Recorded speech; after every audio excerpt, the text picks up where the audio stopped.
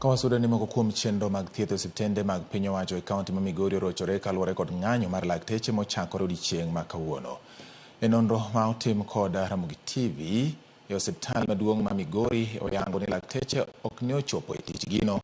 manomiyo moko kuom jotuo ne ok nyal yudo chenro mag thieth. Jagoro mar riwruok mar lakteche bade ma Migori Laktar Dolris Nyagilo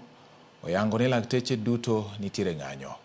Medical Superintendent od thieth maduong' ma Migori Laktar Ian Omuomo wacho ni kaka migawo mar thieth iketo kenge mag neno ni jotuo yudo thieth makare e kinde ma lakteche ng'anyo.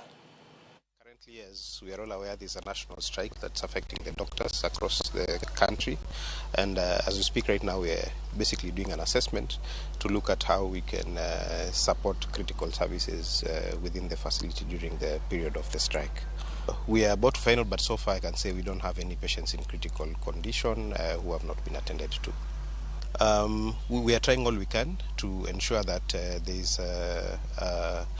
some form of continuity of services, and we'll see how to make sure that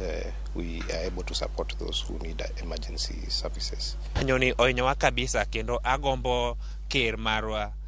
Migosi William Samoei Ruto ka onyalo teme kete tim gima ne dakteche okwayo mondo koro wan kaka rowere wayud konyruok, nikech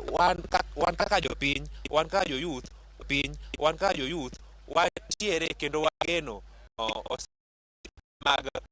osiptende mag government kendo manono e osiptende mag sirikal kopogore osiptende mag